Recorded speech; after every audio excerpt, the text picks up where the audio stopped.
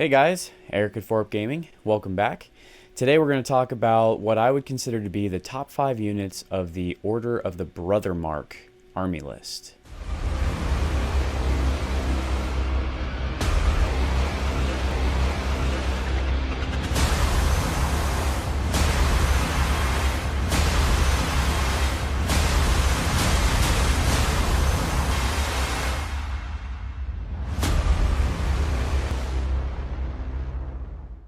So when I was looking at the Order of the Brothermark, one thing that I noticed is that Mantic has not really fleshed out this army. I know that the Order of the Brothermark and the Order of the Green Lady started as the Brotherhood, and I am one of those people that absolutely loved the Brotherhood. I enjoyed playing them in 2nd edition. I like the fact that they were an army that in a way kind of reminded me of the Bretonnians from Warhammer, and I really enjoyed the whole, having a whole bunch of knights on horseback riding into battle. I really enjoyed the fluff as well as just that cinematic aspect of what I consider to be fantasy wargaming when it comes to having knights ready to go charging into battle. That was something that I super enjoyed. However, Mantic decided to split the two armies. I understand why they did it. They wanted to push the Brotherhood that at one time was kind of a generic IP in a way, was a generic knight slash medieval, human-based IP. And I understand they wanted to kind of push it away from Warhammer in a way. That was one of the Uncharted Empires armies, and I know that they wanted to kind of push it into their own IP, so they split the army. I know it was also done with some of the global campaign outcome and stuff like that. They had to have some type of a casualty, so the Brotherhood unfortunately drew the short straw. They ended up splitting. The survivors of the Brotherhood ended up either going with the Basileans and becoming the Order of the Brothermark, and the other group went with more of like the forces of nature and kind of aligned themselves more with the Green Lady, and they became the Order of the Green Lady. I guess I wish that we had two equally matched, fleshed out army lists for both, and I feel that the Order of the Green Lady is more well done and more fleshed out than the Order of the Brothermarks. I don't normally criticize Mantic. I love Mantic games. I love Kings of War. It's a great game system, very balanced. I love the rules. But this is probably one of the times where I would be a little bit critical of them. I wish that they would have done a little bit more at the Order of the Brothermark rather than just taking a couple of cool units like the Order of the Abyssal Hunt. I love the Order of the Abyssal Hunt. They just kind of threw that in there and said, well, you can take them with Basileans, and there you go. Okay, it's cool. I understand. You're pushing your own IP. I get it. But I really wish, there's so much more that they could do with the Order of the Brothermark. There's more they could also do with the Order of the Green Lady as well. And it would be nice to see those two armies fleshed out and maybe made a little bit more unique than what they are right now. But with that being said, I'm still going to go over what I consider to be the top 5 units for the Order of the Brothermark. Now, keep in mind, there are only 11 units that are different from the Basilean choices that you were able to take. Keeping in mind, understand top 5 out of 11, there's not really very much to choose from.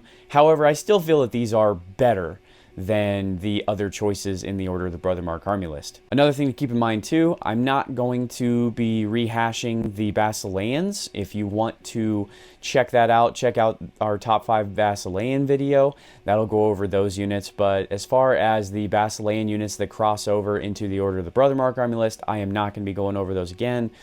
I'm going to try and do just the Order of the Brothermark specific army list entries. With that being said, let's get into the list. If you guys have never seen our top 5 videos, how I'm going to do this, I'm going to start with number 5, work my way down to number 1. Number 1 being what I consider to be the best unit choice, army list choice, whatever you want to call it, for the Order of the Brothermark. So starting with number 5, it is the Exemplar Hunter. So the Exemplar Hunter, speed 5, he's melee 3 up, 5 up defense. He's only got 5 attacks. But let's be honest here, he's a hero. He's not really going to have a bunch of attacks. His nerve is only 12-14, which isn't horrible for a hero. It's kind of like kind of in the middle of what I consider to be a good nerf for a hero. He's 115 points. This is really where this hero, I would consider him to be one of the best, and that is with the customization. One of the things that was nice about the updates that Mantic keeps doing in 3rd edition is that they keep adding the ability to customize more things and to do it in a better way. They give you much more options, and that's, I guess, what I like about the Exemplar Hunter. By himself, he's not really that great of a hero. He's not bad, don't get me wrong. I mean, he's still got Crushing 2, Elite Melee, Individual. He inspires himself, which sucks because you can't run him as an inspiring hero for other units, but he can inspire himself. You can have him off by himself, and he's not going to need inspiring from anybody else. He's got Iron Resolve, Mighty, Slayer, Melee, D3. Where this unit really, I think, makes it one of the best units is the customization. You can give it the Gauntlet, which gains Duelist. Okay, now he doubles his attacks against individuals, so now he's 10 attacks against individuals, which is pretty good considering he's Crushing 2, hits on 3s with Elite Melee in trying to take out an individual. That's pretty good.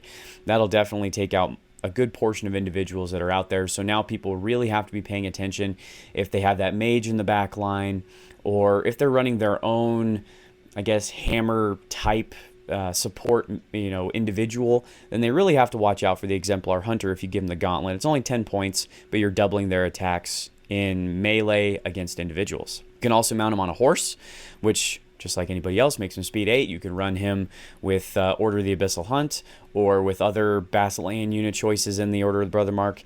You can run him as, unfortunately, you can't really run him as that inspiring hero because he only inspires himself. But these next 3 choices I kind of like. They're not necessarily all amazing choices, but what I like is the Mantic is going in the right direction as far as customization. That is what I am enjoying, is that they are getting to the point to where they're starting to add much more customization to the units. The reason why I'm saying that is you have the Order of the Bear, so you can replace Slayer Melee D3 with Slayer Melee D6. I like that choice. The upgrade cannot be taken in addition to a horse mount. That's a common theme with all these upgrades. I understand. You're sacrificing speed for offensive output, or for the ability to move more freely with Pathfinder and Scout, or for a Slayer ranged attack. And so, yeah, you are going to have to sacrifice something, and I understand that. Mantic does a great job of keeping their stuff balanced. Unfortunately, I've had this discussion with Juicy many times. Juicy wants to have the best of all worlds in every unit, especially when he's playing an army like the Ogres. And he wants to have Crushing 4, and he wants to have Nerve 22-24 on a regular horde, and he wants to have, the best of all worlds, which I have to remind him that that's not fun for the other person, and that if one army was that powerful, obviously everybody would play it, and it would be a really boring game. So I understand that there are drawbacks, that you have to have that natural balance in these unit entries. Anyway, going along, so you have Order of the Lone Wolf, which is kind of cool. You replace the Slayer Melee D3 with Rampage D3, and you gain that by itself. Okay, Rampage D3, it's not necessarily a make or break trade-off. However, you also gain Pathfinder, Scout, and you increase his speed to 6. Makes him a little bit more fast. I mean, it's not crazy, but still, he's now can charge on 12 inches instead of 10, which is pretty nice. I think that's a good standard for most infantry units that I would like to see. But I understand with humans, they're going to be speed 5 because you have to differentiate elves and all these other races, especially infantry-wise. That's one way to do that. Last up, you have Order of the Hawk, which is a range 4-up attack that he gains, and then it becomes Slayer ranged D3 with the Silver Crossbow, which is 18 inches, piercing 1. This upgrade cannot be taken in addition to a horse mount, just like the other upgrades. This one makes him more of a shooty hero. You can plink off plink off shots and wounds at your bigger your monsters and titans and stuff like that, which is kind of cool. For the fact that it's 115 points of a hero, I mean, that right there, starting at 115 is not bad, especially for the fact that he can stand alone pretty well against most things at 115 points. And then you add these upgrades. Let's see, the Order of the Bear is 15-point upgrade.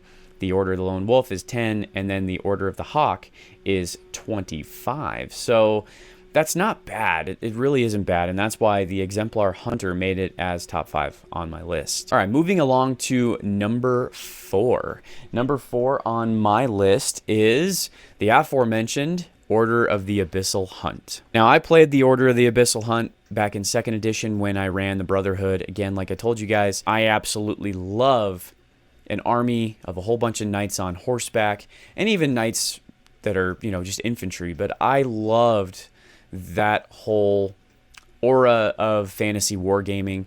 I was a huge Bretonnian fan. That was the first army that I ever played when it came to fantasy wargaming, was the Bretonnians in Old Warhammer.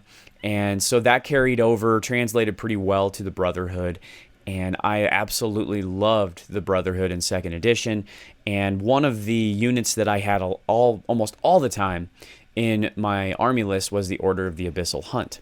Now, I really do like that they branched out with the Order of the Abyssal Hunt and made them much more specific to monsters, monstrous infantry, those types of things, in terms of that's what they like to hunt, that's what they're going to do better against. The biggest change here is that they gave them vicious instead of just vicious against monsters and monstrous infantry, because that was hot garbage if you were fighting somebody else. Order of the Abyssal Hunt, speed 8, they're melee 3 up, they are defense 5. They come in a troop and a regiment.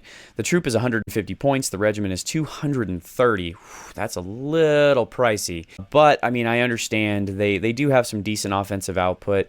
The troop is 8 attacks. The regiment is 16 attacks, 15, 17 nerve on that regiment, 12, 14 on the troop. Okay, it's a standard cav, nerve and standard attack output for cavalry. But what makes them special is the Crush 1, Thunderous 1.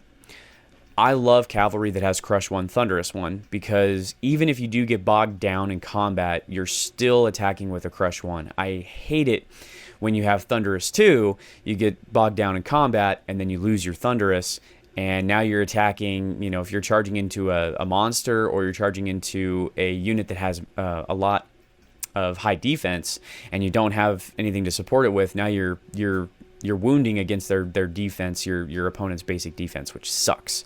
So I like Crush 1, Thunderous 1, because if you do lose the Thunderous, you still got Crush 1. You can still grind it a little bit. They also have Fury, they have Iron Resolve, they have Slayer Melee D3, and they have Vicious. That really helps this unit separate it from other units, and it really does make this unit viable. They are kind of pricey, though, at 230 points for only 16 attacks. I mean, if you're running a troop of them, that's not bad. 150 for 8 attacks, 150 points for 8 attacks. But this is just a really solid cavalry unit. That's why it's top 4 on my list. Is it one that you're going to include in every Brothermark army? I don't know about that. That's a little tough. The Basileans do have, their basic Paladin Knights are a good choice as well. There are other options in the Basilean list for good cavalry, but I do like the flavor of the Abyssal Hunt. Again, it kind of brings me back to the Brotherhood from 2nd edition, and which I really enjoyed, the Order of the Abyssal Hunt. Moving on to number 3. My number 3 is the High Chaplain Augustus. The reason why I put the High Chaplain in, there's only a couple of unique entries in the Order of the Brothermark for unique heroes, and High Chaplain Augustus is one of the only ones. He is hitting on 3s, which is nice, melee 3 up. He is defense 5. He's only 4 attacks, but just bear with me here. He's 13, 15 nerve, which is obviously better than 12, 14. He's 145 points. He's crushing 1, elite melee, individual, inspiring, iron resolve, mighty, rallying 1 for humans, and he has cleanse. So what's nice is you do all of that, and he's also has Bane Chant 3 and heal 5. That is really, really solid. You don't have to pay for the heal 5. You don't have to pay for the Bane Chant 3. For 145 points, that is a lot. Is he going to be a damage dealer? No, not really. Is he going to be more of giving you that inspiring bubble, giving you that rally bubble? Also, cleanse is nice if you have a unit that is targeted by hex by your opponent and they are hexed. He can actually take the hex away as long as he scores a successful heal on that unit that was previously hexed. So that's kind of cool. That's what cleanse is. Cleanse is a really cool thing to be able to take away a hex off of a unit. And so that's kind of cool. I mean, is it very specific? Yes. Is it something that you kind of have to build into your list based off of playing and seeing the people try and hex stuff? Yeah, it's not something that I would necessarily you know, bank on, ooh, that's going to help all the time. No, it's really not. So, but this guy for 145 points, again, heal 5, Bane Chant 3. Well, heal 5 on 145 points is almost like a Phoenix at that point. He does lose the flight capabilities of the Phoenix, but having Rallying 1 for humans is also really nice. You can put him in your battle line, and he's going to give Rally 1, which increases nerve and route values for humans. So this unit, for, again, what really makes this unit top, or my number 3, is the point cost for what you're getting. He's only 145 points, but you're getting Inspiring. You're getting a hero, too, that can also help out a little bit with damage output. He's got elite melee on 4 attacks. He's not going to be a world beater, but if you do need to charge him in to kind of give a little bit more offensive firepower with whatever unit's charging, there he is. He also, again, has Cleanse and Rallying, which makes him a nice support unit as well. And what I would consider to be, again, number 3 in the Order of the Brothermark list. Number 2. This one might be a little bit controversial just because of what it is. I'm sure this one might ruffle some people's feathers, but let me explain. My number 2 is the Villain. I have no idea. It looks like Villain to me. There again, I mean, I'm not an English major, but it looks like Villain to me, so I'm going to say Villain. I'm sure people are going to correct me on that. Let me know down in the comments how it's actually pronounced. But Villain Skirmishers is number 2 on my list. They are speed 9, which is super nice. They're not speed 10, but they're not speed 8. They're right in the middle there. That on a kind of a skirmisher unit, as the name says, is great. I love speed 9 when it comes to that kind of stuff. Are you going to outrange flyers? No. But are you going to outrange 99% of cav? Just basic cav? Yes, you are. They are 4s to hit, 4s in defense. Okay, it's not great. But for a troop, they're doing 7 attacks, and they are only 95 points on a 911 nerve. The regiment is 14 attacks, 12-14 nerve. Not great, but again, what are they? They're skirmishers. They're not going to be your stalwart knights. They're not going to be the backbone of your flank. That's not what these guys are. These guys have a very specific job, and that is to be your scout units. That is to be your initial flankers. That is to be your harassers, the ones that are going to help initiate combat with weaker units or initiate combat with stronger units and peel off a couple of wounds before the bigger, stronger units hit after these guys. So with that, the regiment is 145 points. The troop is 95 points. These guys are nimble. They have Thunderous 1. And you can actually upgrade them and to make them initiates of the Brothermark. And their melee becomes 3 up, which is super awesome. And their waver and route values are increased by 1. And that is for 20 points. And what's really cool about that is you can do that for more than one unit. It's not a unique upgrade. It's an upgrade that you can do for all of them. So for 165 points, they now hit on 3s and have their 13-15 nerf. Me personally, for 165 points, yeah, I'm probably going to do the upgrade. Let's be honest here. Granted, they're only Thunderous 1, but again, what's their purpose? Their purpose is to hit, do some damage, take some focus off of other units, be a harassing unit, and then unfortunately die. That's just what they do, right? So this unit is going to do that job, I believe, very well. This unit kind of reminds me of the Centaurs, whether it be the Bray Striders or the Hunters. Granted, the Hunters, I think, have a little more flexibility in terms of they have a ranged attack. This unit does not. I guess the Bray Hunters don't hit on 3s. This unit hits on 3s. Or Bray Striders. I always get them confused. The ones with the bows. They hit on 4s, I believe, and not on 3s in combat, but they do have a ranged attack, which makes up for that. So this unit, though, the Villain Skirmishers, I think you have to have this in a Brothermark army, especially if you're going to go with a build where you have some really high cost hammer units. You need to have some type of chaff. You need to have some type of extra flankers, something to draw attention away, at least in the beginning parts of the game. And I think this unit does that extremely well, especially for the point cost. You don't have to do the upgrade. You can keep 145 points for the regiment and 95 points for the troop. And there you go. I mean, it's really a cheap troop, or I'm sorry, a cheap cavalry option that can definitely help fill out the ranks and doesn't cost very much. Okay, going on to my number 1 choice at least what I would consider to be number one in the Order of the Brothermark army, and that is the Paladin Monster Slayers. This unit's speed 5, they're melee 3 up, defense 5. They come in 3 different unit sizes, a troop, regiment, and a horde. The troop is 10 attacks on 11-13 nerve at 100 points. Regiment is 12 attacks at 15-17 nerve with costing 155 points. And the horde is 25 attacks, 22-24 nerve at 255 points. In my opinion, you're going to throw this into your army and it's going to be a nice backbone unit. You're going to put this into the middle of your battle line and it is going to just chew through stuff. Especially, you have to support it with Banechant unless you do the two-handed weapon upgrade. I don't even want to say upgrade, but I'd say offset is what I would say, because you do lose the defense. But this unit has Fury, Iron Resolve, Vicious Melee against monsters and titans only, kind of a throwback to what the old Abyssal Hunt used to be. And then again, you can exchange shields for two-handed weapons, lowering the defense to 4 and gaining crushing 1. This unit, again, to me, I like this unit. It is number 1 on the list because of the versatility. It's number 1 because you can throw this on a horde. The horde is 25 attacks. They are 22-24 nerve. I absolutely love 22-24 nerve on the hordes.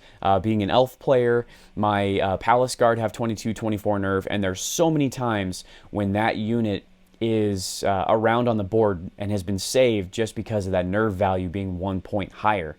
The nice thing about this unit too is they have Fury, so even if your opponent does run in a monster or a titan or just another infantry unit and you're grinding it out with them, having that Fury is good because if it does get wavered, you're still going to be fine. You're still going to be able to attack back, at least in melee. I don't know how much I love the whole exchanging for Crush 1. I'm sure to a certain extent it's not a bad thing. You're losing that defense. I kind of like the defense. I guess it depends on what armies you're facing a whole lot of. But what I really enjoy about the Monster Slayers, again, what makes them number 1 is their versatility. You can do troops, you can do regiments, you can do hordes, and they're going to do fine at all of those different levels. I still think they really shine at the horde level. Again, 22-24 nerve, 25 attacks, and their defense 5. So other people that are hitting into you with their basic infantry units, they're probably going to be crushing 1. They might be crushing 2, but even then, if they are, they're still having to hit you on 3s. It's not auto-wounding you or anything like that. And so that's nice. It increases some durability to them, being defense 5, and they have Iron Resolve. You have to support this unit with a caster, just like so many others. But the only downside of this unit is 255 points. Whew, that's expensive. However, though, 265, I believe, is what it is for a horde of Palace Guards, so that's what I'm used to spending. But 255, it's still not horrible, though, for the fact that you're getting Vicious Melee. You know, you throw some crushing, you throw crushing strength on them, like the Brew of Strength, or you Banechant them, and then you're not really needing to exchange the shields. Or if you do exchange the shields and then you Banechant them after, now they're crushing 2. I gotta say, looking at this army was much more challenging than the Basileans. Some of these units in here were not really eye-popping. They didn't really stand out like the other units do. However, I did enjoy looking at the Order of the Brothermark. I don't know if I'm ever going to build an Order of the Brothermark list. Of course, I say that now, and that probably means that I will in the future. But this is still a solid army. I'm sure that there are going to be people out there that are going to watch this video and go, man, the Order of the Brothermark are amazing. They are awesome. And they very well could be, especially in the hands of the right player, with the right kind of build, the right supporting units out of the Basilean army. This unit, or this army, can be very viable. I would like to see more development of this army list because I think Mantic could really expand on this army, as well as, again, the Order of the Green Lady, and really make them something special. And I would like to see that in future editions, especially with the Order of the Brothermark. But for now, I think that they're solid. I think that they have solid entries, solid units, but you're still going to be supporting them with a lot of Basileans. I understand why, though. That's Mantic's own IP. They want to sell their models. I totally understand that. It would be nice to see a bigger army list for the Order of the Brothermark. There's so many things that they could do with it. Well, guys, that's going to be it for today. I hope you guys liked the content. Please, if you guys like the content on the channel, please like, subscribe. Let me know what you guys liked. Let me know what you guys would put as your top 5 Order of the Brothermark units if it is different than mine. And with that being said, I'll see you guys later.